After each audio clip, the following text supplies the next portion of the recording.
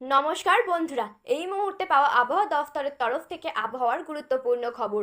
প্রবেশ করেছে মৌসুমি বায়ু। আসছে বছরের শেষ কালবৈশাখী ঝড়। আগামী সোমবার পর্যন্ত উত্তরের ভয়াবহ বন্যার আশঙ্কা। এছাড়া আগামী 24 ঘন্টায় দুই বাংলার বিভিন্ন জেলায় বিক্ষিপ্ত বজ্রসহ ভারী থেকে অতি ভারী বৃষ্টির পূর্বাভাস। এমনটাই জানাচ্ছেন আবহাওয়া দফতর। আজ ও আগামীকাল কোন কোন জেলার আবহাওয়া কেমন থাকতে পারে জানিয়ে দেব সম্পূর্ণ বিস্তারিত ভিডিওতে। তাই অবশ্যই ভিডিওটি শেষ পর্যন্ত মনোযোগ সহকারে দেখবেন এবং চ্যানেলটি সাবস্ক্রাইব করে পাশে থাকা বেল বাটনটি অল করে রেখে দেবেন। তাহলে চলুন ভিডিওটি শুরু করা যাক। আবহাওয়ার পূর্বাভাসে বলা হয়েছে, মৌসুমি বায়ুর প্রবেশ করায় আজ থেকে আগামী কয়েকদিন দেশের বিভিন্ন অঞ্চলে বৃষ্টিপাতের প্রবণতা বৃদ্ধি পেতে পারে। একই সঙ্গে কোথাও কোথাও বিক্ষিপ্তভাবে ভারী বৃষ্টি হতে পারে। এতে সাময়িকের জন্য কমে আসতে পারে ভ্যাপসা গরমের তীব্রতা বলে জানিয়ে দিয়েছেন বাংলাদেশের আবহাওয়া অধিদপ্তর। এছাড়া আগামী 24 ঘন্টায় দেশের সর্বোচ্চ বৃষ্টিপাত রেকর্ড করা হয়েছে সিলেটের শ্রীমঙ্গলে 122 মিলিমিটার, আর রংপুরের ডিমলায় 120 মিলিমিটার বৃষ্টিপাত হয়েছে।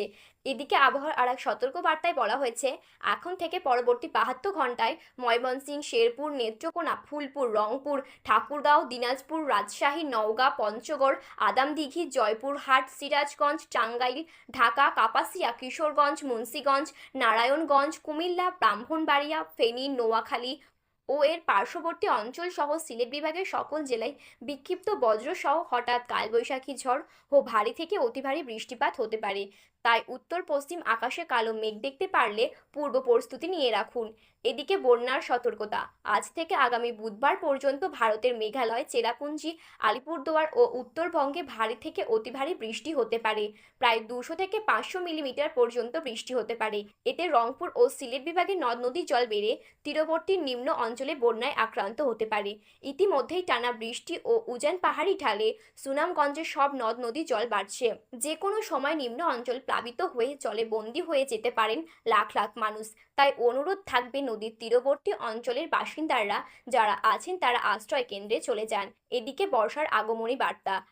আজ থেকেই চট্টগ্রাম বিভাগের অধিকাংশ স্থানে, ঢাকা বিভাগের কিশোরগঞ্জ, সিলেট বিভাগের সকল, ময়মনসিংহ বিভাগের পূর্বাঞ্চলে বেশ কিছু স্থানে প্রবেশ করেছেন বর্ষা এবং মৌসুমি বায়ু বা বর্ষা জুন মাসের প্রথম সপ্তাহে সারা দেশে বিস্তৃত হতে পারে। এতে গরমের তীব্রতা কমে আসতে পারে। এদিকে সামুদ্রিক আবহাওয়া। বর্তমানে বঙ্গোপসাগর স্বাভাবিক আছে এবং আগামী বেশ কিছু দিন স্বাভাবিক থাকতে পারে। বঙ্গোপসাগরে আপাতত কোনো ঘূর্ণিঝড় কিংবা নিম্নচাপের আশঙ্কা নেই। আপনারা মাছ ধরার ট্রলার নিয়ে সমুদ্রে যেতে পারেন, কোনো বিপদ হবে না। এদিকে বাংলাদেশের আবহাওয়াবিদ মোহাম্মদ ওমর ফারুক জানান, সকাল 9টা থেকে পরবর্তী 24 ঘন্টায় রংপুর, ময়মনসিংহ ও সিলেট বিভাগের অনেক জায়গায়, রাজশাহী, ঢাকা ও চট্টগ্রাম বিভাগের বেশ কিছু জায়গায় এবং খুলনা বা বরিশাল বিভাগের দুই এক জায়গায় অস্থায়িকভাবে দমকা হাওয়া সহ বৃষ্টি এবং বজ্র বৃষ্টি হতে পারে। সেই সাথেই ময়মনসিংহ, রংপুর ও সিলেট বিভাগের কোথাও কোথাও মাঝারি ধরনের ভারী থেকে অতি ভারী বর্ষণ হতে পারে।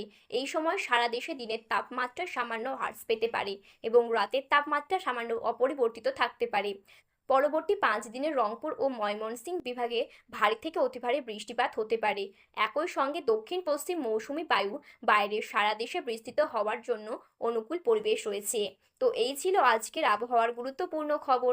তো বন্ধুরা, এই রকম আবহাওয়ার খবর সবার প্রথমে পেতে হলে আমাদের চ্যানেলটি সাবস্ক্রাইব করে পাশে থাকা বেল বাটনটি অল করে রেখে দেবেন।